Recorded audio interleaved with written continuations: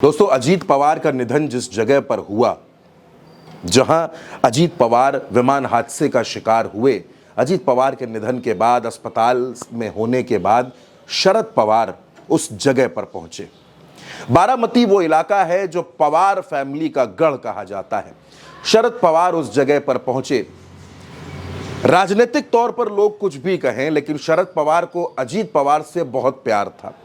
अपने बेटों से भी बढ़कर, अपने बच्चों से भी बढ़कर अगर शरद पवार किसी को प्यार करते थे तो वो नाम अजीत पवार का था। और अजीत पवार ने भी एनसीपी को सींचने में, एनसीपी को आगे बढ़ाने में खूब मेहनत की। एक घटना दोस्तों याद आती है, मैं खबर आपको बताऊंगा शरद पवार से जुड़ी, लेकिन 1991 में अजीत पवार बारामती से सांसद बने थे।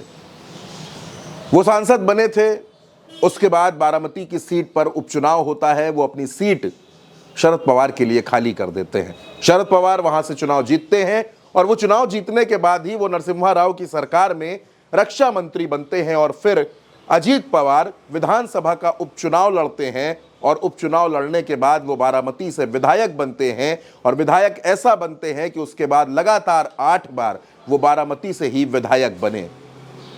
शरद पवार ने जब अजीत पवार के निधन की खबर सुनी, उनके मौत की खबर सुनी, तो उम्र के इस पड़ाव पर उनसे रहा नहीं गया। वो रुक नहीं सके और वो भागे भागे अजीत पवार के निधन के बाद अस्पताल पहुंचते हैं।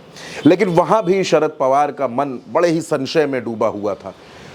वहां से फौरन वो निकलते हैं और उस जगह पर जाते हैं जहां अजीत पवार का निधन हुआ था। उनके साथ उनके सुरक्षा कर्मी थे, वहां के जो स्थानीय अधिकारी थे, कुछ स्थानीय लोग थे, वो तमाम लोग वहां पर मौजूद थे। और शरद पवार ने एक एक चीज का बड़ी बारीकी से मुआयना किया। शरद पवार कोई मामूली नेता नहीं है दोस्तों। महाराष्ट्र की राजनीति के चाणक्य माने जाते हैं। 4 बार महाराष्ट्र के मुख्यमंत्री रहे हैं, कई मर्तबा केंद्रीय मंत्री रहे हैं।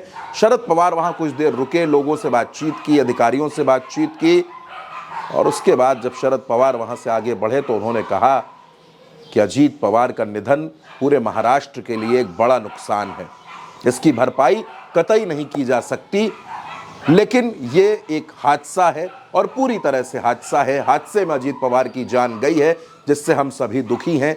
इसमें किसी भी तरह की कोई राजनीति नहीं है, इसमें किसी तरह की कोई राजनीति नहीं होनी चाहिए। अजीत पवार के निधन ने हमारी पार्टी को, हमारे नेताओं को, कार्यकर्ताओं को, परिवार को अंदर तक तोड़ दिया है और हम सभी इससे बहुत दुखी हैं। पूरा राज्य इससे दुखी है। दरअसल ये शरद पवार का अपने भतीजे के लिए प्यार था, जो उनके कदमों को रोक नहीं पाया और वो दौड़े दौड़े उस जगह पर पहुंचे जहां उनके भतीजे ने आखिरी सांसें ली थी। वो उस जगह जा कर के महसूस करना चाहते थे। और जाहिर तौर पर दोस्तों ये बड़ा ही भावुक पल था अजीत पवार के चाचा शरद पवार के लिए।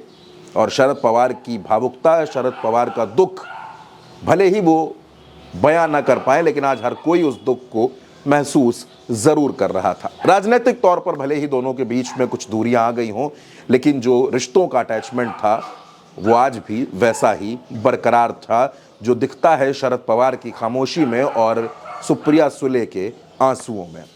आप क्या सोचते हैं? आप अपनी राय कमेंट बॉक्स में जरूर लिखिएगा। उल्टा चश्मा यूसी को सब्सक्राइब कीजिएगा। नमस्कार।